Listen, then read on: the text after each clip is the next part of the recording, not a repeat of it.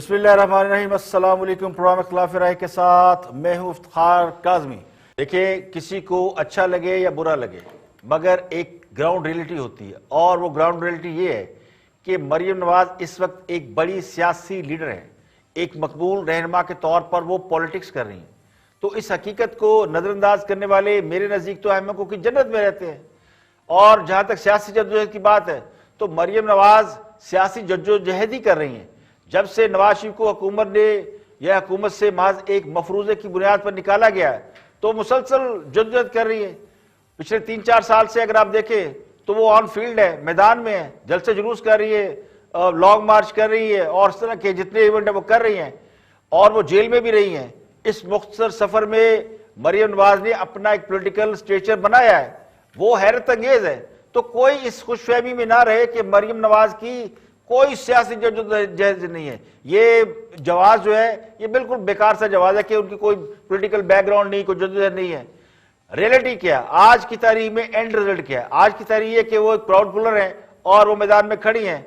और ये कहना कि वो महज नवाज शरीफ की बेटी होने की वजह से लोग उनके पीछे हैं, एक बड़ी लीडर है, तो ये कहकर उन्हें रूल आउट नहीं किया जा सकता।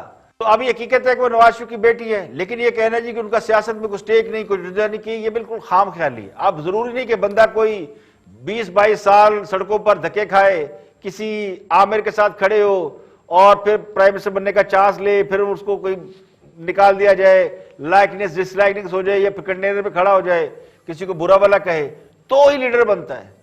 लीडर तो लीडर होता है, वो पैदाइशी तौर पर भी लीडर हो सकता है। और सियासी जद्दोजहद का जब वक्त होता है उस वक्त सियासी जद्दोजहद की जाती है। तो खान साहब ने भी जब उनका टाइम था तो उन्होंने एक पॉलिटिकल स्ट्रगल की थी, लोग मानते हैं उसको। इस वक्त मरियम नवाज सियासी जद्दोजहद कर रही हैं और वो जेल भी काट चुकी हैं, आने वाले वक्तों में भी जेल जाने के लिए तैयार नजर आती हैं। तो मेरे नजदीक ये थ्योरी दुरुस्त नहीं है कि उनकी कोई सियासी जद्दोजहद नहीं है। अलबत्ता एक और बात है जो मानी जा सकती है कि उनके वालिद का वोट बैंक है, और वो वोट बैंक उन्हें विरसे में मिल रहा है, वो ट्रांसफर हो रहा है। तो ये उनके वालिद की सियासी सफर की कमाई है, और वालिद की कमाई उस पर बच्चों का हक होता है। दुनिया में कोई भी तहरीक कुर्बानी और जद्दोजहद के बगैर कामयाब नहीं होती, ये बात सबको मालूम है। लेकिन पीपल पार्टी कुर्बानी देने के मूड में हरगिज़ नजर नहीं आती। इसके बरक्स तो लगता यूं है कि पीपल पार्टी ये चाहती है कि रंग लगे ना फटकड़ी, रंग भी चौखा है, असम्बलियों से इस्तीफे भी ना दे, सिंध में हुकूमत भी कायम रहे, और लॉन्ग मार्च करके खान साहब को घर भेज दें। अब लॉन्ग मार्च से सिर्फ हुकूमत गिर सकती, या धरना देने से हुकूमत गिरती, तो मौलाना इससे पहले लॉन्ग मार्च कर चुके हैं, इस्लामाबाद में धरना भी दे के देख चुके हैं।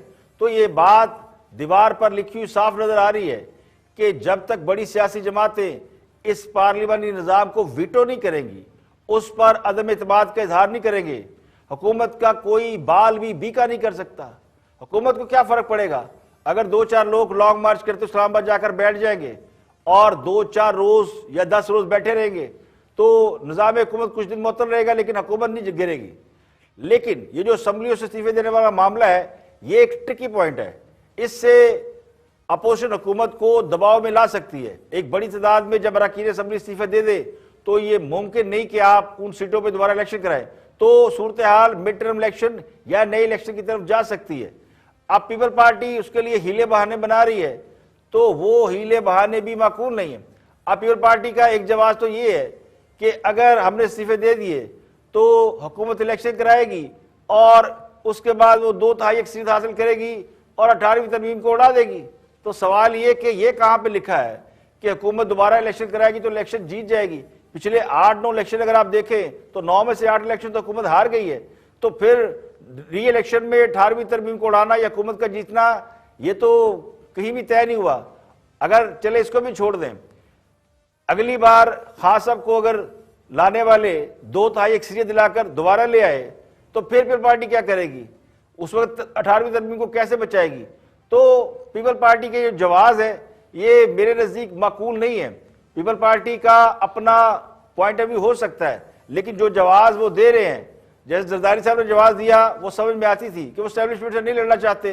बिलावल भुट्टो उनका एक ही बेटा है और वो नहीं चाहते, उनके माजी के तजर्बात इस हवाले से अच्छे नहीं है, तो वो समझते हैं कि उनको नहीं लड़ना चाहिए। तो ये जवाब तो किसी समझ में आता है, लेकिन 18वीं तरमीम खत्म कर देंगे और खास साहब को 2/3 एक सीरियल ले लेंगे, ये तो इसका तो कोई वजूद ही नहीं है। ये तो इसको मफरूजा कह सकते हैं, ये जम्पशन कह सकते हैं, जिसकी वजह से पीपल पार्टी ये जो जवाब इख्तियार कर रही है ये मेरे नज़दीक दुरुस्त नहीं है। आगे बढ़ते हैं और आपको एक तजिया दिखाते हैं जर्नलिस्ट का। खावर घुमन है, मरीम नवाज की नैब के सामने पेशी के हवाले से गुफ्तगू कर रहे हैं, तो उनका पॉइंट ऑफ व्यू देखते हैं। Watch this. ऐसा लग रहा है कि जैसे वो पीपल्स पार्टी के बगैर आगे जाने के हवाले से वो सोच रहे हैं। लिहाजा ये जो कोशिश संजीदा होने जा रही है और हमें लग रहा है कि इससे बात आगे बढ़ेगी।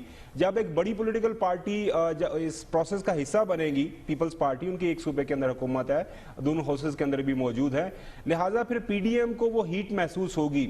अच्छा। इसलिए जो मौलाना साहब और खासतौर पर मरियम साहिबा जो हैं वो आज थोड़े से ना वो जिट्टी नजर आए हैं, पैनिक में हैं कि ये प्रोसेस चलने से पहले पहले कुछ ऐसा किया जाए कि हालात खराब हों। अब मुझे ये बताइएगा, मान लेते हैं थोड़ी देर के लिए कि नैब हाईली पोलिटिसाइज्ड है, बायस इदारा है, वो किसी के कहने पे काम करता है, लेकिन आईने पाकिस्तान के तहत एक इदारा मौजूद है।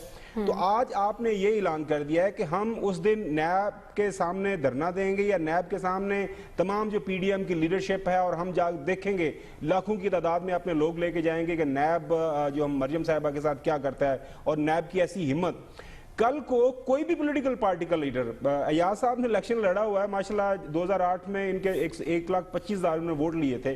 कल को इनको नैब बुलाता है या कोई इदारा बुलाता है तो 8-10 हजार बंदे कोई एमएनए एमपीए के लिए इकट्ठा करना कोई बड़ी बात नहीं होती, और उनको थोड़ा सा डंडा सोटी भी उनको प्रोवाइड किया जा सकता है। तो वो 8-10 गाड़ियां भरेगा, ये आप एक तय कर लें तरीकाकार के। किसी भी इदारे के सामने कोर्ट बुलाएगा तो कोर्ट के सामने डंडे सोटे ले जाएं, अदालत बुलाएगी तो उसके सामने ये कर लें। तो ये अपनी इनको रवश तोड़नी पड़ेगी।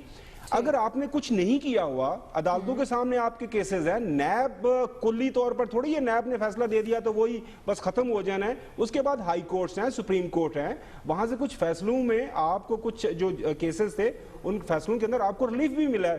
ठीक, लिहाजा ये जो रविश मेरे ख्याल में जो मौलाना साहब या मरियम साहबा बात कर रहे हैं एक तय करने की, ये इंतहाई एक गलत। देखिए, अपोजिशन ये समझती है कि नैब हुकूमत के दबाव में काम कर रहा है और महज अपोजिशन को निशाना बना रहा है, और ये बात किसी हद तक हकीकत के करीब है कि नैब वही काम कर रहा है जिससे हुकूमत खुश रहे। इसी वजह से अपोजिशन नैब को भाव नहीं दे रही, तो टफ टाइम देने का इरादा भी रखती है, क्योंकि नैब ने खुद ये साबित किया है कि वो किसी को किसी और केस में बुलाते हैं और कोई दूसरा केस डालकर उसको बंद कर देते हैं। इसके दर्जनों मिसालें मौजूद हैं। शहबाज शरीफ भी अंदर है, खुर्शीद शाह भी अंदर है। अब तो अपोजिशन अपनी तहरीक के अरूज पर एक पॉलिटिकल एक्टिविटी हो रही है। अगर नैब मरियम नवाज को बुलाकर हिरासत में ले लेती है, चूंकि नैब के पास लामहदूद इख्तियारात हैं, किसी को बुलाते हैं तो फिर वो अंदर रख सकते हैं, तो अगर नैब ये काम कर लेती है कि मरियम को बुलाती है, उन्हें गिरफ्तार कर लेती है, मौलाना फजल रहमान चले जाते हैं, उन्हें पकड़ लेती है, तो फिर तहरीक को लीड कौन करेगा? अब मरियम नवाज इस वक्त बिला शक व शुबा तहरीक को लीड कर रही है, इस वक्त वही लीडर है, तो उनका कारकुन, वोटर, सपोर्टर उन्हीं की वजह से चार्ज हो रहा है। तो इस माहौल में वो भी एहतियात कर रही है कि वो गिरफ्तारी ना दे, तो उनको क्या पड़ी है कि वो उखली में सर देती फिरे। तो मेरा गुमान ये कि नैब क्या कोई और भी इदारा उनको अगर इस वक्त गिरफ्तार करने की कोशिश करेगा तो यकीनी तौर पर एक रिएक्शन आएगा। ये जो बड़ा ढीला सा मुंह बनाकर कह रहे हैं ना कि नैब कोई इदारा थोड़ी है, आखिरी इसके बाद और भी इदारे हैं, अदालतें हैं, तो इन्हें ये मालूम नहीं कि जब नैब पकड़ लेता है तो नैब उन्हें छोड़ेगा तो बात किसी और इदारे तक जाएगी। अब नैब पकड़ किसी को साल से अंदर रख ले, हमजा शहबाज को 1.5 साल अंदर रखा है, तो किस इदारे ने कहा हमजा को छोड़ दे, तो बड़ी 1.5-2 साल के बाद जाके जमानत मिली है।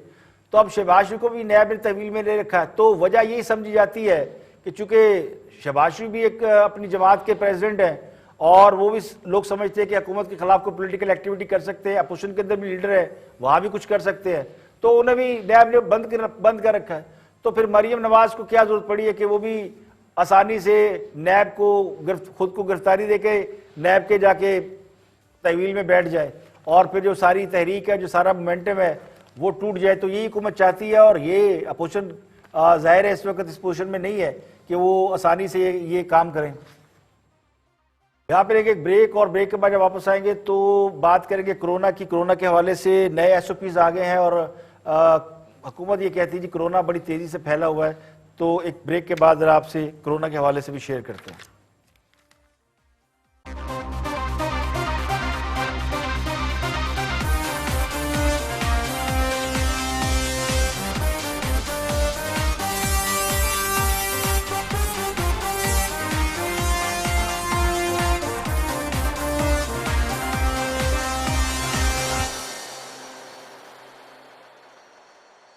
Welcome back. आप देख रहे हैं प्रोग्राम इख्तिलाफ राय में इफ्तिखार काज़मी। ब्रेक के बाद हाजिर खिदमत है और मुस्लिम लीग नून के रहनुमा राना सनाउल्लाह ने आसिफ अल ज़रदारी के हवाले से इंकशाफ किया है कि वो एस्टेब्लिशमेंट से लड़ाई नहीं चाहते। वजह क्या थी ये भी राना सनाउल्लाह ने बयान की। तो टॉक ऑफ द टाउन है ये मौजू ज़रदारी साहब की स्टेटमेंट को लेके, उनकी कन्फेशन को लेके तो गुफ्तगू कर रहे हैं राना सनाउल्लाह। तो पहले सुनते हैं कि पीडीएम के इजलास में क्या हुआ, राना सनाउल्लाह की जुबानी। जरदारी साहब ने कोई तकरीर तो की है, वो मेरा ख्याल है कोई 1 घंटे की स्पीच की है उन्होंने, कोई 50 मिनट की, और अभी उनकी 20-25 मिनट स्पीच हुई थी। तो उसी वक्त जो है वो लोगों ने आके बता दिया कि जी बाहर ये तमाशा चल रहा है, और जरदारी साहब को बकायदा उनकी स्पीच में रोक के उन्हें ये कहा गया कि ये आपकी तकरीर इस तरह से जा रही है। तो फिर उन्होंने थोड़ा सा पैंतरा भी बदला। फिर उन्होंने कहा कि जी मैं तो बड़ा कमजोर हूँ, मैं तो एस्टेब्लिशमेंट से लड़ नहीं सकता, मेरा एक ही बेटा है, वो मेरा तो कोई और है नहीं। तो फिर उन्होंने इस किस्म की काफी कमजोर बातें भी की, जो बाद में जब वो भी शेयर हुई है मीडिया से, तो फिर इसके ऊपर लोगों को जो है वो थोड़ा हैरानगी हुई कि ये क्या बात हुई। अगर एस्टेब्लिशमेंट से लड़ना नहीं है या एस्टेब्लिशमेंट के खिलाफ बात नहीं करनी, तो फिर ये सारी चीजें जो है ये पीडीएम की तहरीक, पीडीएम का मार्ज वजूद में है ना, तो इन चीजों के फिर क्या माने। जरदारी साहब ने उसमें जो है वो ये बातें की थी, ये इससे तो कोई इनकार नहीं कर सकता। उनकी अपनी आवाज में ये रिकॉर्डिंग मौजूद है। एतराज इस बात पर नहीं है कि जरदारी साहब एस्टेब्लिशमेंट से लड़ नहीं सकते। एतराज इस बात पर है कि वो लड़ाई का तासुर क्यों देते हैं, यानी माड़ी सी तो लड़ी क्यों सी। इसमें कोई शक नहीं, सियासत में सबसे ज्यादा कुर्बानियां अगर किसी खानदान ने दी हैं तो वो भट्टो खानदान है, जो खुद को तारीख के इंतहाई दुरुस्त सिमत रखने के अज़म में कुर्बानियां देता चला आया है। तो कुर्बानियां देने का हौसला भट्टो खानदान में था। बिलावल भट्टो इस वक्त भट्टो खानदान की वाहिद निशानी है। इस निशानी को जरदारी साहब अगर बचाना चाहते हैं तो उनको ये मार्जिन दिया जा सकता है कि उनके सीने में एक बाप का दिल है। तो सियासी मामलात अपनी जगह पर, मगर ताकतवर हलकों से टकराने का अंजाम वो अच्छी तरह जानते हैं। तो अपनी जगह आसिफ अल ज़रदारी भी ठीक है। अगर इनके 2-4 बेटे होते तो शायद वो ताकतवर लोगों से लड़ाई मोल ले लेते, रिस्क ले लेते। लेकिन मोहतरमा बेनज़ीर भुट्टो की शहादत के बाद से पीपल पार्टी ने अपनी पॉलिसी चेंज की है। जरदारी साहब ने एस्टेब्लिशमेंट से अच्छे तल्लुकात बनाकर रखे हैं और इसी वजह से वो सियासत में सरवाइव कर रहे हैं। तो जरदारी साहब के पास बिलावल के सिवा खोने को कुछ नहीं है, तो उनके तहफ़्फ़ुज़ात समझ में आते हैं। इस पर उन्हें मातून नहीं किया जा सकता। तो कहते वो सही रहे हैं, जबकि नवाज शरीफ के पास ऑप्शंस हैं। नवाज शरीफ एक बड़े लीडर हैं और पंजाब पाकिस्तान का सबसे बड़ा सूबा है जिसमें नवाज शरीफ का बहुत बड़ा वोट बैंक है। बाकी सूबों में भी है, लेकिन पंजाब बुनियादी तौर पर लीड करता है। तो उनके पास एक हौसलामंद बेटी भी है। अब नवाज शरीफ ये समझते हैं कि उनके पास ऑप्शंस हैं और वो लड़कर बहुत सी चीजों को ठीक कर सकते हैं। बहुत से लोगों को जो इख्तियारात से तजावुज़ कर रहे हैं उन्हें वो वापस धकेल सकते हैं। तो ये उनकी अपनी सोच है, इस हवाले से वो ठीक सोचते हैं और वो मैदान में मौजूद भी है।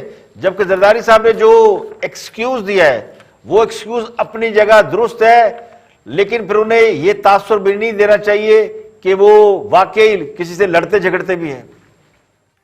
आगे बढ़ते हैं और हमारे दोस्त हैं जनरल गुलाम मुस्तफ़ा गुफ्तगू कर रहे हैं एस्टेब्लिशमेंट के रोल के ऊपर। खासे दानश्वर किस्म के फौजी जनरल रहे हैं, देखते हैं कि वो क्या फरमाते हैं, उनका पॉइंट ऑफ व्यू देखते हैं। Watch this.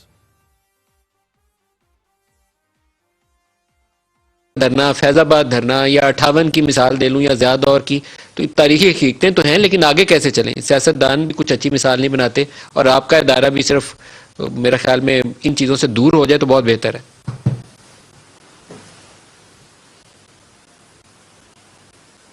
देखिए, मैंने अब आपके मेरे ख्याल प्रोग्राम में जब पीडीएम हंगामा शुरू हुआ तो मैंने सुबह भी एक सजेशन दी थी कि भाई आपके पास वफाक इलामत मौजूद है प्रेसिडेंट ऑफ पाकिस्तान, वो है एक पार्टी से, हमेशा से किसी न किसी पार्टी का ही प्रेसिडेंट बनता है उसमें, तो उनके साथ अगर मिलकर हमारे जो लीडरशिप है, पॉलिटिकल लीडरशिप है, ये अपने जो क्रिमिनलिटी है उसको एक तरफ छोड़ के हम सिर्फ सियासत की हद तक बात करें तो बात बन सकती है ये। लेकिन हमने इंडिविजुअल्स को लार्जर देन लाइफ बना दिया। किसी स्टेज पे कभी कभी मुझे ये महसूस होता है कि हम समझते हैं एक इंडिविजुअल पाकिस्तान से ज्यादा इंपॉर्टेंट है, वो कोई भी हो, ABCD मैं बात नहीं कर रहा मैं इससे।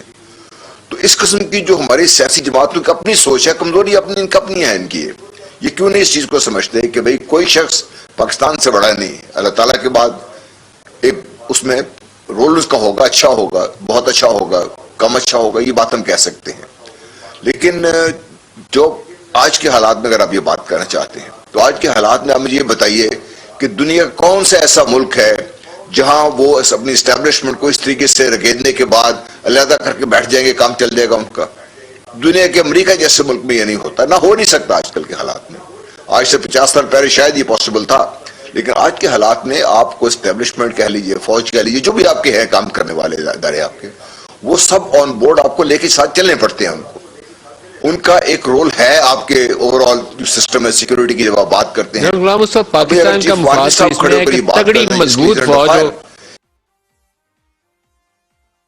देखिए, मसला एस्टेब्लिशमेंट के किरदार का नहीं है, मसला इस वक्त एस्टेब्लिशमेंट के इख्तियारात का है। हमारे यहाँ जो मसला है वो सबसे ज़्यादा इख्तियारात से तजावज़ का मसला है। हर मुल्क में एस्टेब्लिशमेंट होती है, उसका एक बहुत डिफाइन रोल होता है, लेकिन वो उसके अंदर रहते हुए अपना काम करती है। हमारे यहाँ जो अपोजिशन जमातों का मौक़िफ़ है, जो पॉलिटिकल जमातों का स्टांस है, वो ये है कि एस्टेब्लिशमेंट को सियासी मामलात में मुदाखलत नहीं करना चाहिए। कौन हुकूमत में आएगा, किसको आना चाहिए, किसको नहीं आना चाहिए, ये फैसला जब अवाम की बजाय मखसूस माइंड सेट के लोग करते हैं तो उससे तनाज़ा पैदा होता है। अब जीतने वाले की जीत को कोई नहीं मानता और हारने वाला अपनी हार को नहीं मानता, तो ये हम कई सालों से देखते आए हैं कि नतीजा ये निकलता है कि जमहूरी सिस्टम डामाडोल रहता है। तो ये जो बेतबारी, बेयकीनी है, ये जब फैलती है, जब सियासी अनरेस्ट होता है, तो फिर मुल्क तरक्की नहीं कर पाता। अगर आप 70 की दहाई से अब तक देख लें तो तरक्की ना करने की वजह समझ में आ जाएगी। कोई भी हुकूमत ऐसी नहीं है, सिविल हुकूमत, जिसने आराम और सुकून से काम किया हो।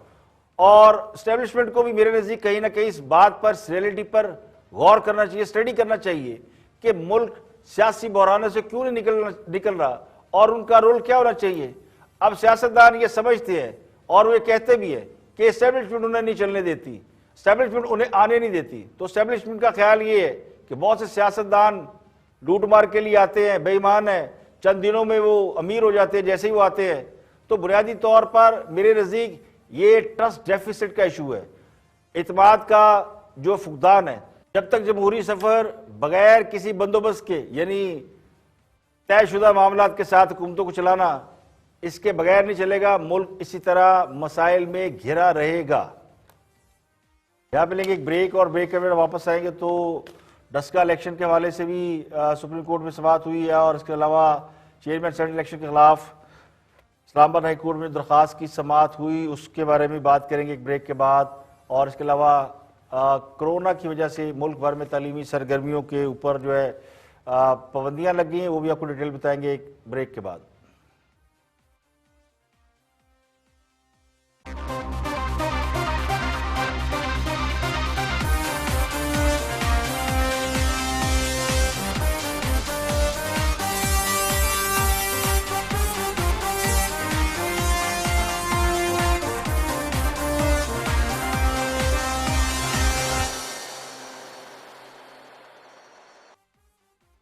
वेलकम बैक, आप देख रहे हैं प्रोग्राम खिलाफ मैं इफ्तिखार काज़मी। ब्रेक के बाद हाजिर खिदमत है। वज़ीर-ए-आज़म इमरान खान को इलेक्शन कमीशन ने 22 मार्च को तलब किया तो ये खबर आ गई कि उन्हें कोरोना हो गया, उनका कोरोना टेस्ट पॉजिटिव आया है, इसलिए वो इलेक्शन कमीशन के सामने पेश नहीं हो सकते। तो महज 24 घंटों के बाद जब इलेक्शन कमीशन में पेश होने की तारीख गुजर गई तो एक तस्वीर उनके सामने आ गई है जिसमें उनके मावन खसूसी या उनके पॉलिटिकल एडवाइजर शहबाज गिल ये कहते हैं कि वज़ीर-ए-आज़म भले चंगे हैं और अपने दफ्तर में मामूल का काम कर रहे हैं। तो उस तस्वीर में खान साहब हशाश बशाश सोफे पर बैठे हुए हैं और उनकी कातलाना मुस्कुराहट ये बता रही है कि खान साहब ने कोरोना से कोई डील कर ली है या कोई एनआरओ हासिल कर लिया है। अब पहले भी बहुत से लोग वज़ीर-ए-आज़म को कोरोना टेस्ट पॉजिटिव आने के हवाले से क्रिटिसाइज कर रहे हैं, क्योंकि आम आदमी सादा आदमी को नहीं पता होता कि मामला क्या है। प्राइम मिनिस्टर की तरफ से प्राइम मिनिस्टर ऑफिस की तरफ से ये ऐलान सामने आया था कि उन्होंने कोरोना से निजात के लिए एक वैक्सीन लगवा ली है और इस वैक्सीन के बाद उनके कोरोना टेस्ट की रिपोर्ट मुस्बत निकल आई। तो लोग परेशान है कि कोरोना की वैक्सीन लगाने के बावजूद उनका कोरोना टेस्ट पॉजिटिव कैसे आया। तो खैर ये एक प्रोसेस है, कोरोना वैक्सीन लगाने का मतलब ये नहीं कि आपको कोरोना पॉजिटिव नहीं हो सकता, इसका भी एक प्रोसेस है जो कि आपको डॉक्टर बता सकते हैं कि ये कोई 10-15 दिन एक प्रोसेस होता है, उसके बाद आप क्योर होते हैं। लेकिन अपोजिशन ने ये मौका हाथ से जाने नहीं दिया। मैं तो उनकी शिफायाबी के लिए दुआगो जरूर हूँ, लेकिन बात बुनियादी ये है कि वैक्सीन लगाकर कोरोना तो या तो वैक्सीन फ्रॉड है या फिर ये कोरोना फ्रॉड है, क्योंकि इधर 22 तारीख को इलेक्शन कमीशन ने फॉरेन फंड केस में उनको बुला लिया है और इधर वैक्सीन के बाद जो है उनको कोरोना हो गया है। तो ये सारी चीजें समझ में नहीं आ रही है मुझे। यानी आप कहना चाह रहे हैं जो वैक्सीन है या तो वो पहले अपना कोरोना टेस्ट करवाते, फिर अगर कोरोना पॉजिटिव आता तो फिर थोड़ा रेस्ट करते, फिर वैक्सीन लगवाते। फिर ये ऐलान किसने किया है, जरा आप मुझे बता सकते हैं कि किस डॉक्टर ने किया है? असद उमर साहब ने भी ट्वीट किया है। नहीं, एक ट्वीट डॉक्टर नहीं है ना। डॉक्टर कौन है? डॉक्टर जिससे ये कहा गया है तो कजाती डॉक्टर है, वो सरकारी डॉक्टर नहीं है। आप समझते जो इलेक्शन कमीशन में बुलाया उससे बचने के लिए? मैं ये कर रहा हूँ, ये सारी चीजें जो है ये सामने आ रही हैं। मैं नहीं आपसे बात कर रहा, मुझे सवालात पहुंच रहे हैं आप जरा मीडिया पे जी। मैं तफसील तो नहीं कह सकता, या तो ये वैक्सीन फ्रॉड है या फिर वैक्सीन के अगले रोज कोरोना हो जाना, उसका मुस्बत होना, फिर ये फ्रॉड है। और यही आप चाह रहे थे। आप पता नहीं मौलाना फजल रहमान के नज़दीक कौन फ्रॉड है, लेकिन हमारी दुआ ये है कि अगर प्राइम मिनिस्टर को वाकई कोरोना हुआ है तो अल्लाह ताला उन्हें सेहत दे और उन्हें आराम करना चाहिए। 2-4 दिन अगर वो आराम करेंगे, हमने देखा कि कोरोना के पेशेंट को तो आइसोलेट कर दिया जाता है, ना वो किसी से मिलता है, ना लोगों को उनसे कहा जाता है कि आप ज़रा दूर रहे, और वो क्वारंटीन में हो जाते हैं। तो हम उनके सेहतयाबी के लिए दुआ गो है। लेकिन प्राइम मिनिस्टर सोफे में बैठ के बड़े हैप्पी नज़र आते हैं, तो लगता है कोरोना ने उन्हें कोई बिल्कुल तंग नहीं किया। तो अगर कोरोना महज इलेक्शन कमीशन के सामने पेशी से फरार हासिल करने के लिए या निजात हासिल करने के लिए था, तो फिर ये कहा जा सकता है कि अल्लाह सबको हिदायत दे। वैसे भी कोरोना के बारे में अब लोग समझते हैं कि ये मुतासब बीमारी है, ये तासब ज़दा बीमारी है, क्योंकि ये सिर्फ आम लोगों को तंग करता है और आम आदमी जो है वो जान से जा रहे हैं। किसी बड़े आदमी को आप देखिए, दुनिया में बड़े बड़े मुल्कों के सरबराहान को कोरोना हुआ है, ट्रंप को कोरोना हुआ, बरतानवी वज़ीर-ए-आज़म को कोरोना हुआ, लैटिन अमेरिका के प्रेसिडेंट को कोरोना हुआ। तो बड़े मुल्कों के वज़ीर-ए-आज़म को, हुक्मरानों को, मिनिस्टरों को, सबको कोरोना हो रहा है, लेकिन सब माशाल्लाह भले चंगे हैं और लगता ही कि उन्हें कोरोना नहीं हुआ, माज कोई हल्का फुल्का जुकाम था और वो जुकाम से बड़ी जल्दी क्योर हो गए। तो इसलिए लोग कहते हैं जी कि ये ज़रा सा ये मुतासब किस्म का कोरोना है, जो कि हुक्मरान जिससे बड़ी जल्दी सेहतयाब हो जाते हैं और आम आदमी जो है मिडिल क्लास, लोअर क्लास तबका, वो इससे जान से जा रहा है। अब कहने वाले कहते हैं कि हाँ साहब खुद तो इलेक्शन कमीशन के सामने पेश नहीं हो रहे और चाहते हैं कि पूरी अपोजिशन न्याय अदालतों के सामने नाक रगड़ती रहे। तो दूसरी तरफ हुक्मरान जमात ने इलेक्शन कमीशन में एक तरमीमी दरख्वास्त भी आज पेश कर दी है। अली गिलानी वीडियो स्कैंडल में हुकूमत ने अपने अरकान असम्बली को फ्रीक बनाने से हाथ उठा रखा है, हाथ उठा लिया है। और दूसरी तरफ जब आज हुकूमत के लोग प्रेस कॉन्फ्रेंस करने आए, मीडिया टॉक करने आए, तो उन्होंने सीधा फिर एक बार इलेक्शन कमीशन को निशाना बनाया और हुकूमत मुसलसल ये कह रही है कि जी इलेक्शन कमीशन बाइस्ड है और इलेक्शन कमीशन यूं है और इलेक्शन कमीशन वो है, और वजह सिर्फ वही है कि फॉरेन फंडिंग केस है जिसका फैसला इलेक्शन कमीशन ने करना है। तो उससे पहले हुकूमत चाहती है कि इलेक्शन कमीशन फारग हो जाए। खान साहब भी कह चुके हैं इलेक्शन कमीशन घर जाए, इस्तीफा दे, लेकिन इलेक्शन कमीशन वाले डटे हुए हैं, वो ना घर जा रहे हैं ना इस्तीफा दे रहे हैं, और जितने केस है उस बात कर रहे हो, किसी से रू रियायत भी नहीं कर रहे। उन्होंने आज यूसुफ गिलानी के खिलाफ जो दरखास्त थी उस पर यूसुफ गिलानी को भी वजाहत के लिए बुला लिया है, उनसे भी जवाब मांगा जी कि सेनेट के इलेक्शन में वो कैसे कामयाब हुए इस्लामाबाद की सीट पर। तो जो केस है उस हिसाब से वो बज़ाहिर ये लगता है कि इलेक्शन कमीशन मेरिट पे फैसले कर रहा है, लेकिन हुकूमत इससे खुश नहीं है। इलेक्शन कमीशन ऑफ पाकिस्तान अपनी आईनी जिम्मेदारी अदा करने में फेल हो गया। इलेक्शन कमीशन ऑफ पाकिस्तान ने करप्शन और करप्ट प्रैक्टिसेस को नहीं रोका। 2 मार्च को अली हैदर गिलानी ने इतराफ जुर्म किया, तो किसी भी मुहज़्ज़ब जमहूरियत के अंदर आईनी इदारा अपना रोल अदा करता।